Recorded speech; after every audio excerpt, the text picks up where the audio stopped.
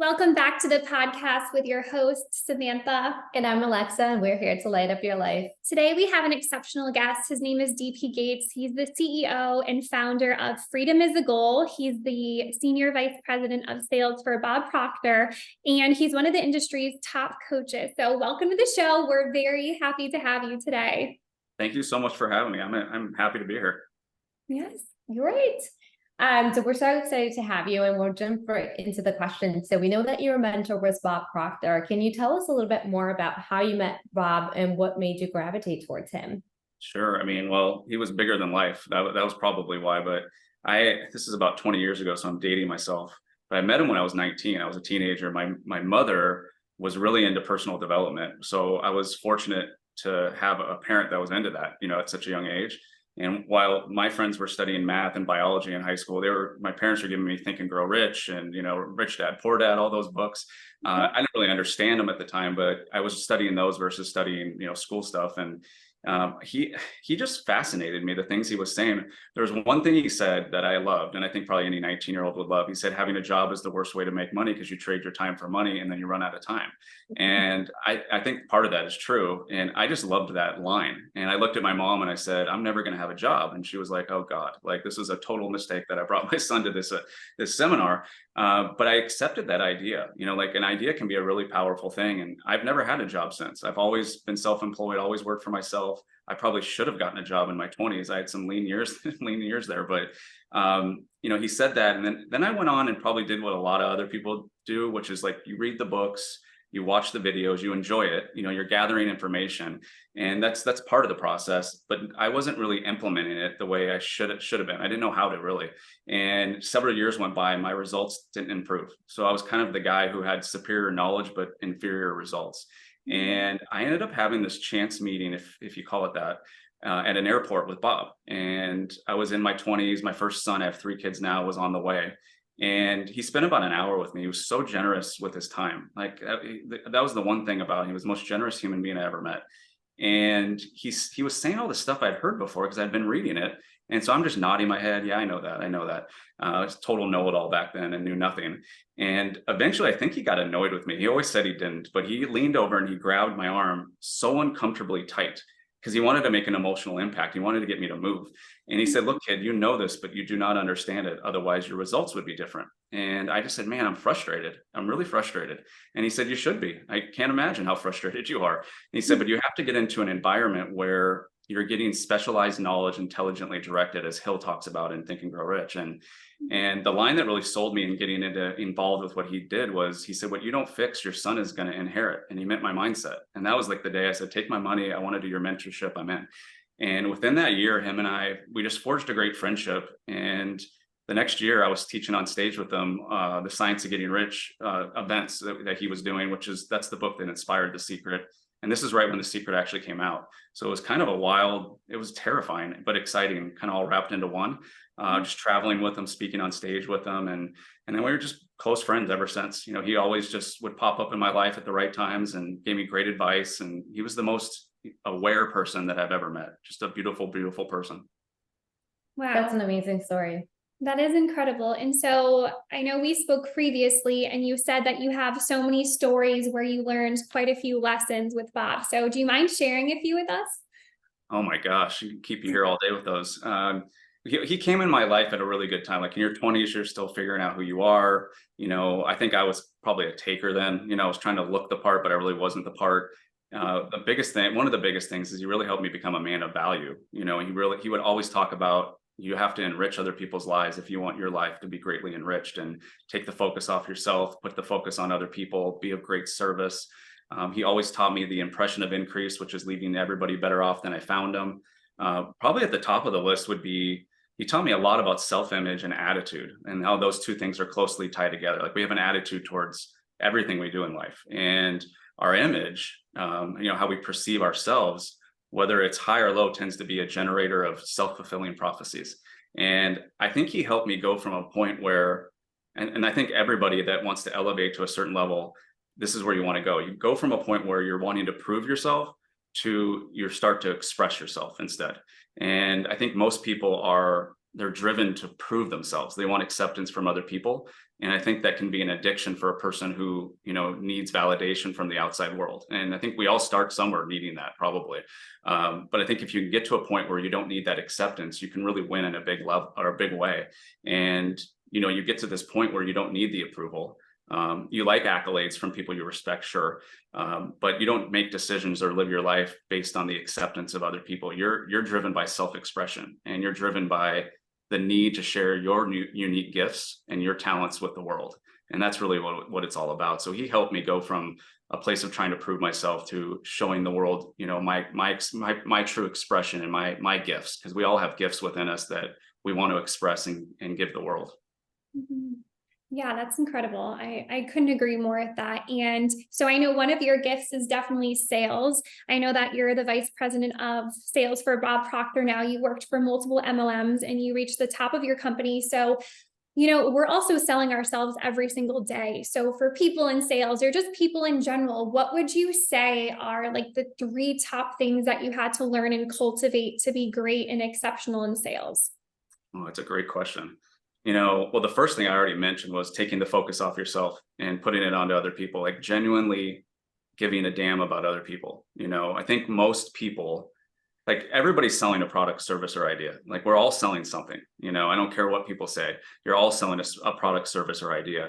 I think the people who get to the top, they genuinely care about helping other people, and they do take the focus off themselves, and they provide 10 times more service than they sold the person into. Bob used to always say most people are takers. They have a bad relationship with sales, because people are go into the sale to get. And I think subconsciously the person on the other end can feel that, whether you think that or not. They can feel it. They can feel if you're genuine and you want to help them.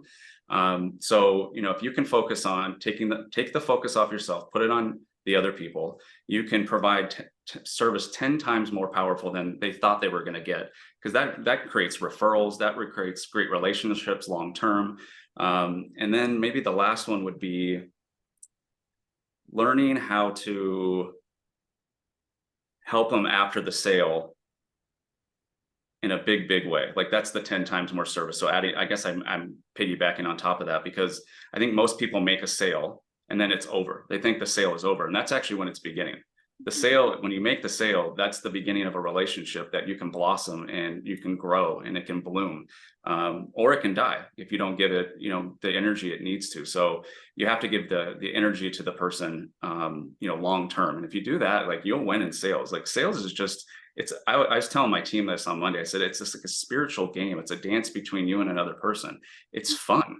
And if you can learn how to really build rapport with people and they feel that, like they genuinely feel that you care about them and you care about their goals, and they feel like they need you, then you'll win in a big way in sales. And I just think people have a bad relationship with sales, and the ones who have a good relationship with it and love it and treat it like it's the best thing in the world, because it is. Like it's the highest and lowest paid profession in the world. You can earn a tremendous amount of income if you take the focus off yourself and put it on other people, and learn how to transfer that energy the right way, learn how to effectively communicate your ideas and what you're selling in the right way.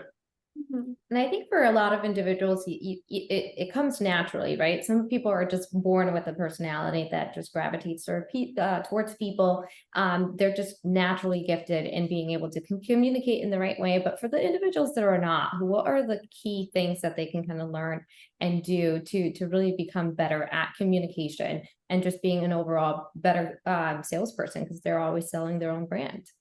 That's another great question. I was talking to my team about this too the other week. There's several things. I mean, when you're, and like say an amateur at sales, like you're beginning, you're learning, you're a novice, like you have to understand, if you have the same work habits that you had 6 or 8 months ago, they're outdated. They're outdated. You have to constantly change in your work habits.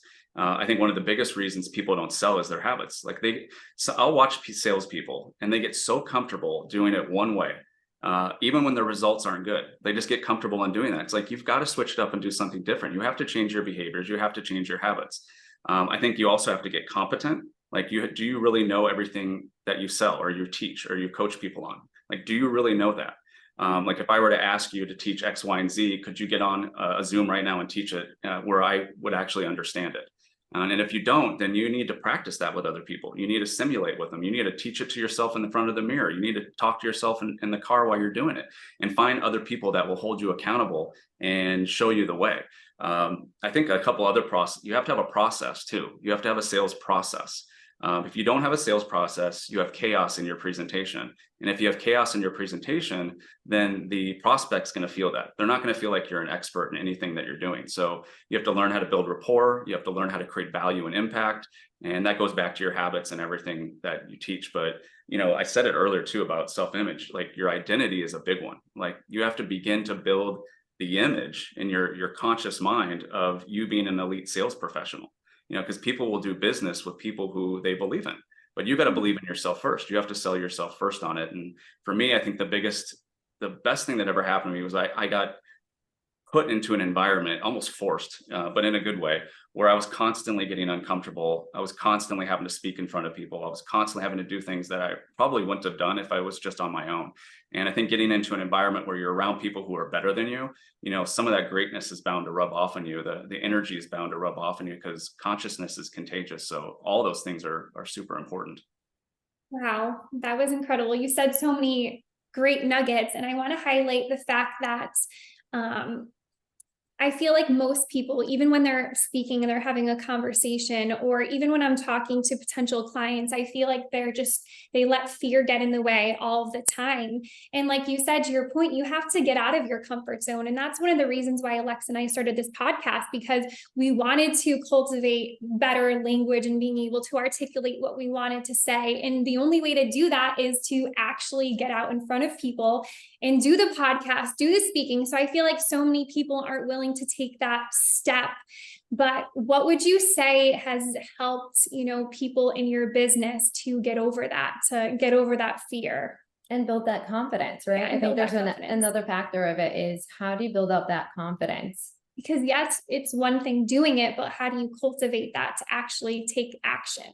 Yeah, I always say, if you want to become a man or woman of great certainty, you have to do uncertain things. And if over a period of time you're not doing uncertain things, you get comfortable. And the comfort zone is a dangerous place, because it almost feels good, and eventually you lose your edge. And when you lose your edge, you lose your power. So that goes back to what I just said. You have to force yourself to put yourself into an environment where the desired behaviors of the people there are like, what are the behaviors there? Your desired behaviors are already their current behaviors. So you're around people who already have a different level of awareness and understanding. You're around people who have better results than you, and you may be able to find that environment in your backyard with people. I don't know. You may have to pay to get access to that. Like, I paid to get access to that, to Bob, and then it grew from there organically, because we had our energies just attracted each other, right? But Bob says something, and I think you guys will love it. I think it's from Think and Grow Rich. He says, any idea that's held in the mind, that is emphasized, that is either feared or revered, will begin at once to clothe itself in the most convenient and appropriate form available. And I never forgot him saying that, because most people, if you've studied Bob or Think and Grow Rich, he always talks about how there's a power flowing to and through you. And you can take that power and you can create an image. It can be positive or negative. I hope it's positive. And as you take that image, you're impressing it into your subconscious over and over again, whether it's through having a goal card or a vision board, or for me, I don't really do vision boards anymore, because I'm just visualizing all day what I want, like with my eyes open. And so I'm so focused on that, so I can manifest the things that I want quickly. But most people take that power that's flowing to and through them, call it spirit or God, whatever you want to call it, and they formulate an image of what they don't want. They're focused on their results. They're focused on their circumstances. They're focused on adversities, which adversities can be, a catalyst for growth and development if we choose to understand that and see it from a different perception. So I think the most important thing in my experience is seeing other people do it, and me going, okay, if they can do it, I can do it. Maybe they have time on me, maybe they have experience on me, but if I can get around these people and I can ask them questions so I can understand what I don't understand, and then I can develop my conscious awareness, because once you become aware, you don't become unaware. That doesn't happen. Your awareness is ever expanding. That's the whole point. You have to get in the right environment, get the right direction, ask the right questions, be willing to do exactly what you two just said, like get uncomfortable, like get comfortable being uncomfortable, get emotionally involved with being uncomfortable, because that is not a bad place. Fear is not a bad thing. You know, for the most part, like people confuse fear and self-doubt. Fear is good. Fear is feedback. It's usually a gift that it's something saying this is what you need to do. Self-doubt, now that can be crippling. That can really stop you in your tracks before you even start. So those are two different things. But I utilize, if I'm not scared a little bit of a goal or doing something, then I know I'm on the wrong track. Like I know I'm on the wrong track. So to make a long story longer, you have to get in the right environment, get around the right people, get the right direction, ask the right questions, and be willing to be vulnerable and talk about your insecurities, because those can be gifts as well that you can develop and give away to the world. Very true. Yeah, and I absolutely love what you said about visualization, and we've still created our vision boards this year, but I think it makes a difference when you start feeling like those goals. And I like to pretend that I actually get a future call from my future self. And she tells me that all these great things have already happened, right? And how I think about how excited I would be if that would be the case. So it really makes a big difference once you start feeling those things and really trying to convince yourself that these have already come true. I'm living that truth. And it's a little bit different than just kind of seeing it on the vision board, right? There's more to it.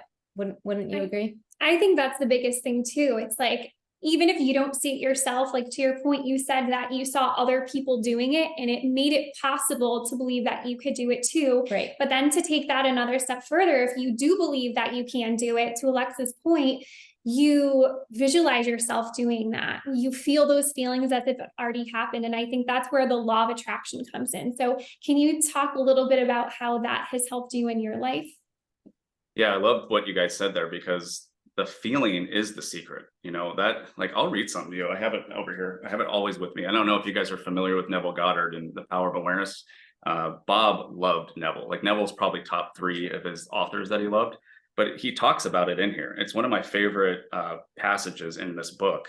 And notice, it's a real short passage, but notice how many times I say thinking from the end. He always talks about thinking thinking from the wish fulfilled.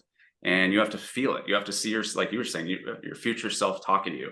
I used to visualize Bob calling me and congratulating me on hitting a certain goal, or being at dinner with him and, toasting to him. He didn't drink, but he would toast with his water or whatever. And, you're living in the end like it's already done. You're feeling that too. And I think most people, they've come to the place in their life where they just expect what they don't want. It's unconscious. And we become what we think about, but we become what we think about and we internalize. And I think most people internalize what they don't want, and they're focused on the results. And you have to be very mindful and asking yourself throughout the day, what am I thinking about? Like, because if you're not really thinking, which most people don't, you're not rejecting these thoughts. And if you're not rejecting these thoughts, you're accepting them all day long. And you've got to think about how many thoughts throughout the day you're unconsciously accepting, because you don't have subjective control. Like, you don't have control or dominion over your mind. And that's so important. If people understood that, they would never think a bad or negative thought again, because you get to consciously choose what you think about. It's up to you. You control the movements and the attention, and you can modify any of that stuff. So, here's what Goddard says. Goddard says, the future must become the present in the imagination of the one who would wisely and consciously create circumstances. We must translate vision into being, thinking of into thinking from. Imagination must center itself in some state and view the world from that state. Thinking from the end is an intense perception of the world of fulfilled desire. Thinking from the state desired is creative living. Ignorance of this ability to think from the end is bondage. It is the root of all bondage, which man is bound. This is old book, so they don't talk about women, it's men. I'll change that really quickly. To passively surrender to the evidence of the senses underestimates the capacity of the inner self. Once man or woman accepts thinking from the end as a creative principle in which he or she can cooperate, then he or she is redeemed from the absurdity of ever attempting to achieve his or her objective by merely thinking of it. And that's exactly what you just talked about. Like, you're seeing yourself in the end, you're feeling it, and it has to come to fruition. Like your subjective mind, like emotion is the language of the subjective mind. So the biggest mistake people make is saying, oh, I'm doing my affirmations every day, I'm doing this. Well, I don't really do affirmations. I do auto suggestion. Hill talks about that in Think and Grow Rich too. That is a suggestion to yourself from yourself, and you're saying it with power, you're saying it with emotion. And I have like my goal card right here. In my goal card, it says the goal, but at the very end, it doesn't just say the goal. It says, and it feels so good. I love it. And I have like 10 exclamations there, because I want to inundate my subconscious over and over and over again with what I'm consciously thinking about. And the more you do that, the more it's going to manifest into the good that you desire. And it's always the feeling that we're chasing after. It's not even the materialistic things. It's how you're feeling. Maybe when you drive the Porsche or the Ferrari, whatever you have, or go on the private jet, it's that feeling that you get. And Abraham Hicks talks about that a lot too. She said, it's already done. It's already yours and it's on its way to you. So I couldn't agree more with what we were just talking about. I think it really is, your perception on this is possible for me and it's already done, and just having no resistance. I feel like that's been a struggle for me in my life, is relinquishing that and know it's going to happen in the perfect timing, and maybe not when I want it to, but in God's time. So yeah, it's true. Like when we set a goal, when we put a date on it, you should always put a date on it. The date's just a guess, and I think most people, they like, an idea is a spiritual seed, and you're planting that spiritual seed.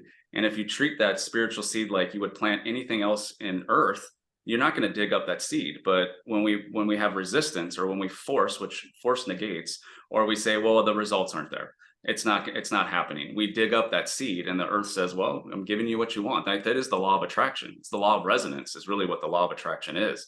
As you change your resonance, you change what you attract into your life, the people, circumstances, and things. So the biggest advice I always give our clients is, you're planting this spiritual seed, like continue to water it, no matter what the adversity is, no matter what the challenge is, no matter what your current results say. The results will catch up.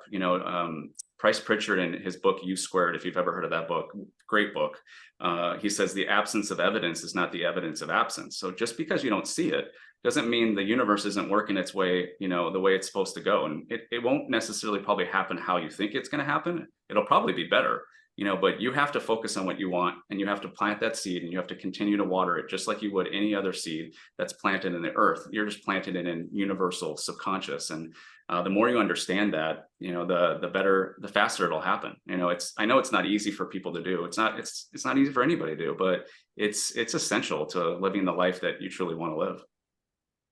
And I think a lot of people do get hung up on the how, right? So we all have these big goals and dreams, but we're just limiting our mindset on, how is that going to be able, how am I going to be able to achieve that? So it really is that how piece that I think everybody gets really hung up out. And what really made a difference for me is just understanding that my desires are possible.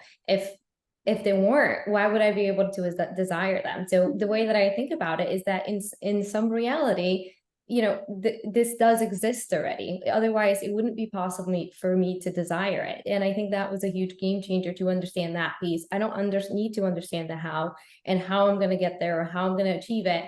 But I think what I really resonated what you said about the seed is, you're not going to dig that up. You're just going to water it, flourish it, and see what happens. Yeah, absolutely. I think most people allow, like Bob talks a lot about paradigms, and a paradigm is nothing but a multitude of habits that are locked away in our subconscious, but they have exclusive control over our behaviors, our habits, our relationships, our relationship with money, and the paradigm typically makes the decision, and your paradigm doesn't want you to grow. The paradigm, when you go to make a decision to do something that is outside of your comfort zone, the paradigm immediately comes in, it puts up a battle, and it says, you're not good enough. Or it starts to rationalize and justify why you can't do this. And it's so key to override that paradigm in the moment. And it's hard to do, but the paradigm is old conditioning, and you're trying to bring this new conditioning in, and it's fighting with it. But if you're emotionally involved with what you want, not what you don't want, because what's important about that is because whatever's impressed is expressed, right? So what we deliberately practice, we become. And this new version of you have to deliberately practice. Everything has to come from the new version. You have to think and act as this person. Now that's not easy either, but that is essential as well to becoming who you want to be. And you have access to that new version all the time, 24/7. But the most important thing is you have to have a goal, and I think most people don't have goals. They think they have a goal, but they don't really have a goal. There's three types of goals. There's an A goal, B goal, C goal. A goals are goals you already have achieved. B goals are goals you haven't achieved, but you think you can. You have an idea of how to do it. And then C goals are only what Bob used to, set, which are goals that scare the hell out of you, and you have no idea how you're going to do it. But there's something inside of you that it really excites you. Like, what if you did this? And it builds this just hunger and desire to just go for it. And I think if people have a goal that's worthy of them, because they're worthy, we're all worthy. We want to pick a goal that's worthy of us. That's going to drive you, that's going to push you to get out of your comfort zone. That's going to push you to be more, do more, and have more. And, it all comes back to having a goal and practicing this new version of you. It's going to require a new version of you to go to that next level. So you have to create like a list, like a self-image list of who is this person? How do they walk? How do they talk? How do they dress? Who do they surround themselves with? What do they read? What do they watch? And then you just slowly start becoming that person. And eventually your subconscious just accepts that. And after maybe a month of you doing that every single day, you start to believe you can do it. And you start to believe you're that person. And you probably piss off some people around you because they're like, who the hell do you think you are? But that's part of the process. That's really true. So how did you, I know when you first started, when you first met Bob, you obviously weren't successful for a few years, but how did you change your mindset from lack to abundance? Like, what were the new thoughts and the auto suggestions that you would tell yourself in order to create this abundance for yourself? Yeah, I mean, he was on me. It really helped having accountability. I don't think anybody loves accountability, but I remember setting a goal, and I realized that I would have given up if I didn't have somebody at that time. Like right now, my goal is my best accountability partner. I don't need an accountability partner. It's nice to have them though. I don't need it. Back then, I think I needed it. And I almost wanted the goal. I wanted it for myself, but I almost wanted it as much for him because I didn't want to let him down, And so that really drove me to keep asking him questions and keep understanding what I don't understand. And he would give me like things to do. He had me, I'll give you an example. He had me in The Science of Getting Rich, that book, in chapter 4, there's these 4 paragraphs, and it talks about holding your truth regardless of circumstances, appearances, results, and how it's the hardest thing in the world to do. But the most successful people find a way to eventually do that. And he had me write it. I hate writing it out because it's a very intellectual exercise, and I'm more of like a creative type. So writing things out are frustrating for me. But he had me write it out initially every single day for 90 days and send it to him. And he didn't necessarily text me back when I would send it to him. It was just an accountability. And then once the 90 days ended, he had me do it again. And I ended up doing it for a year, writing it out every single day for 365 days. It was awful.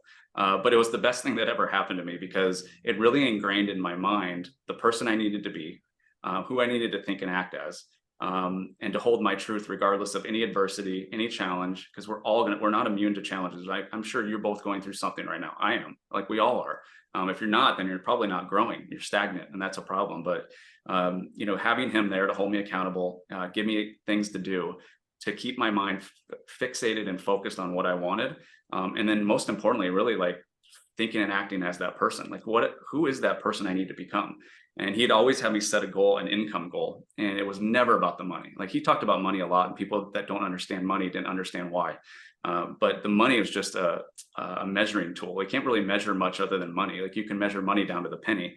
But I always ask, like, why do you want me to have an income goal? Because the income doesn't necessarily resonate with me. I wanted freedom, and income is important for that. But he said, well, I'll tell you why. You're going to be, it's not the income you're going to be focused on. You're going to be focused on, who do I need to become in order to achieve this? And he said, then you're going to think about all the good you're going to do when you achieve that. Like, how good is that going to feel when you get there? Because you're going to have helped so many people along the way. And I loved that because it gave me purpose every day to step into this person.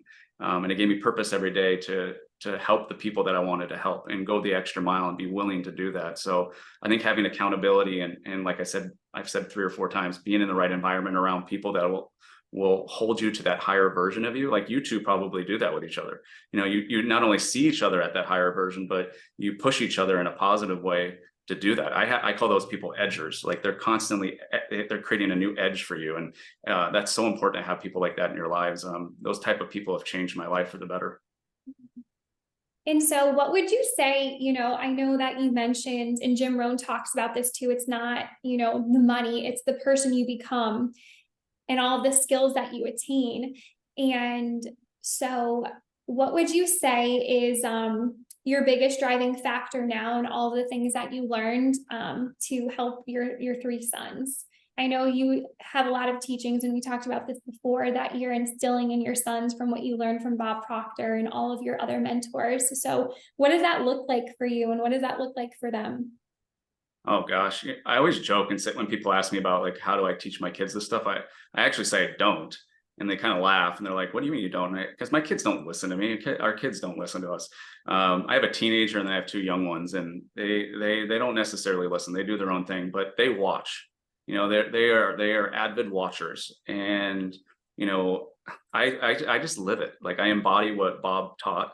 I think when people are lying to you, like you can tell, like when someone says I love you, they don't really mean it, or if they do mean it. So every day I want them to see me leading. Every day I want them to see me committed. Every day I want them to see me have great discipline in my actions and my thinking.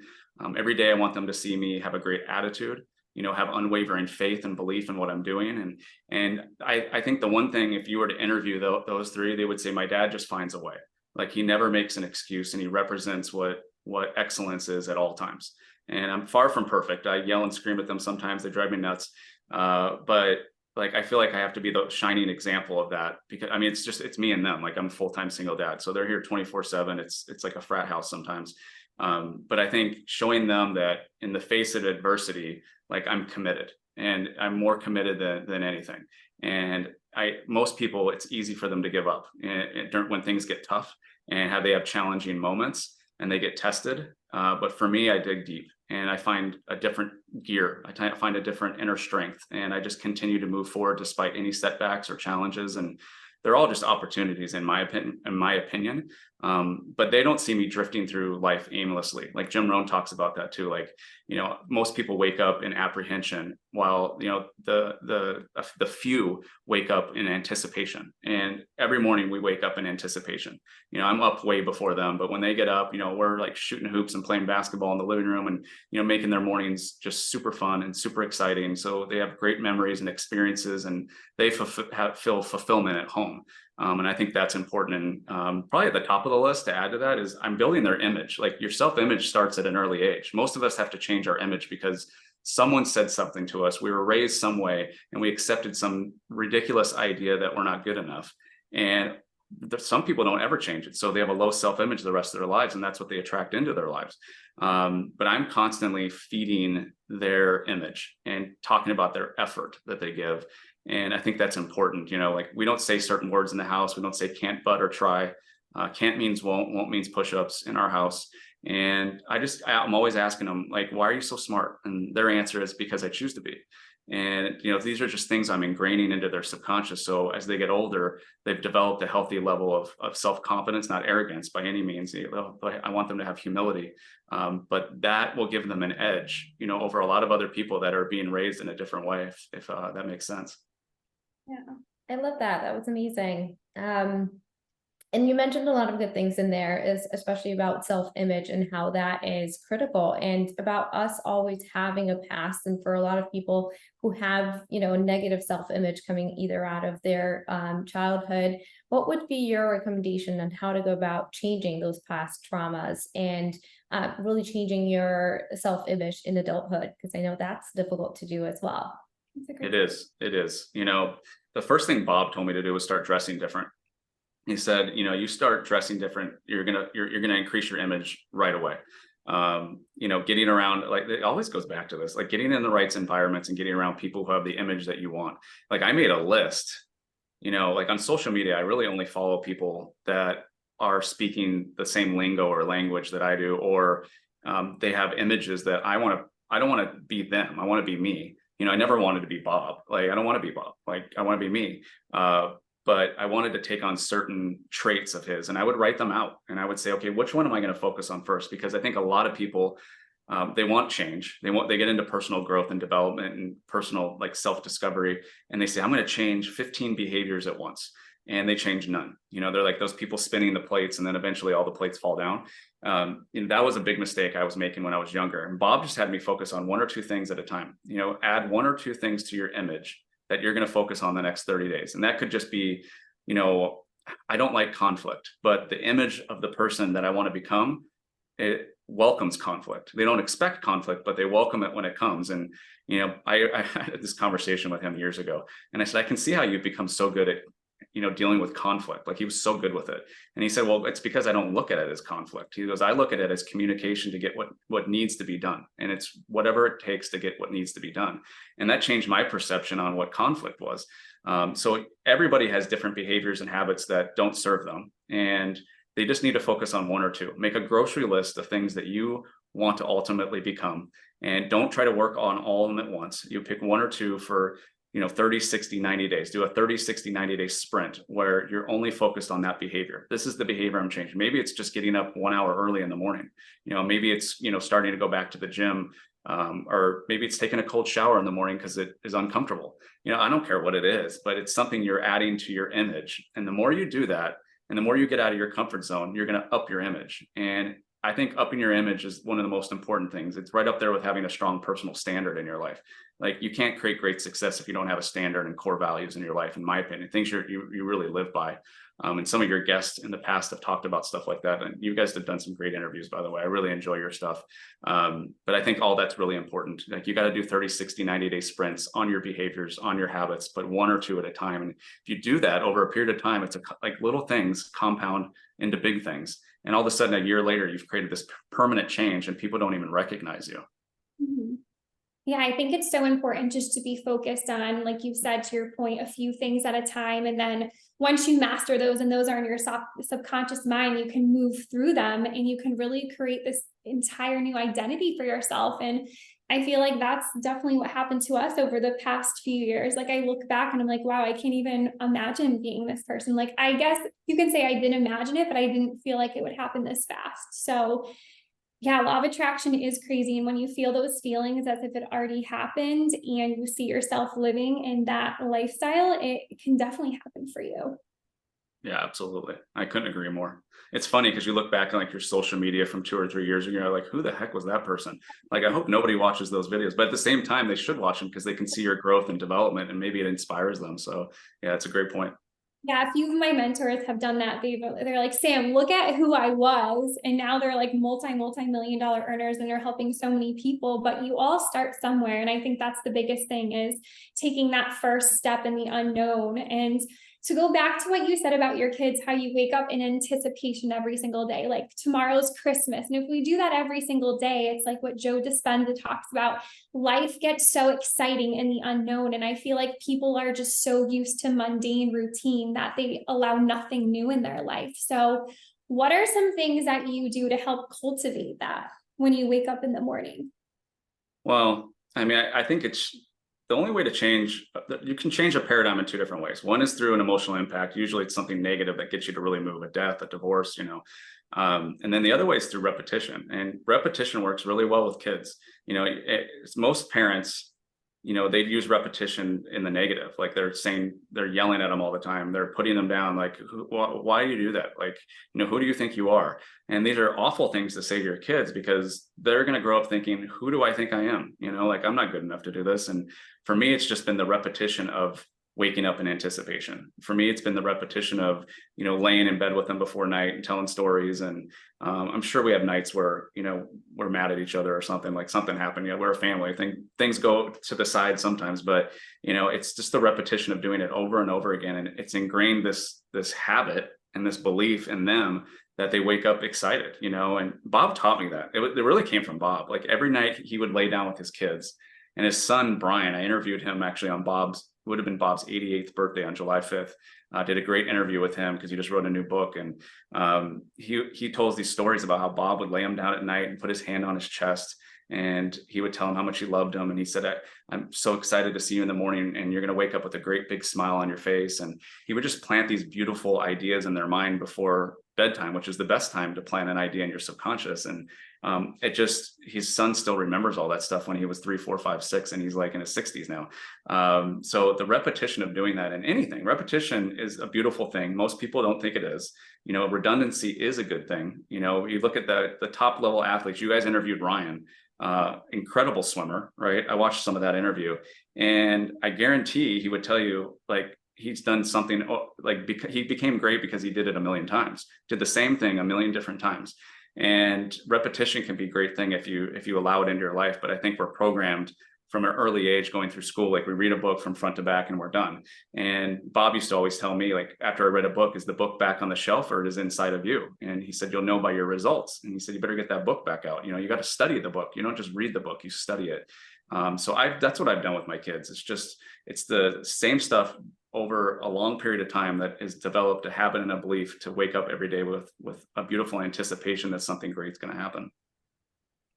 That was beautiful. And I think it's also really important to practice gratitude and to be thankful for what you have and be present in the moment, right? We all lose sight of the future goals, the future things we want to accomplish and become. And it's really easy to just lose sight of the things that you currently have and to the steps and practicing the small wins along the way and the journey of becoming what you want to be and just being in the moment and just being grateful for the things that you already have. Yeah, gratitude is that's at the top of the list. We actually talked a lot about that at our last event. And I think gratitude is what connects you to spirit. Gratitude is, we were talking about elite professionals at our last event. And I said, most elite professionals know gratitude connects them to something higher than them. Like that's their go-to to tap into their inner genius. And most people come from like a false ego, and elite professionals come from spirit, and the masses, I think the masses most of them come from ego, right? Like self-pride, they're righteous, their motives aren't right. But elite professionals are aware that like good things come from the spirit of love. Love's the natural order of the universe, and ego doesn't belong there, really. Like ego is not all bad. There can be some good ego, but I'm talking about false bad ego. And that was kind of created by humans. That's people who have a poor self-image created that type of ego. And I think when you embrace love, when you know that's the root of success and the feelings of fulfillment, and you live there, like when you really live there, then you can be tapping into something that's so much powerful than you, a different intelligence that you can co-create with. And that's what it's all about. I personally think, like, if you look on social media, I call them the validation seekers versus the value givers. There's a lot of validation seekers out there, and they don't come from a place of gratitude, but the people who are the value givers, they really own the market, like they're giving a lot of impact, they're giving a lot of value in the market, and they come from a place that's calm, that's abundant, that's win-win, that's not anxious, that's not judgmental. And I think people understand that, they feel that, and they're attracted to that type of resonance, if that makes sense.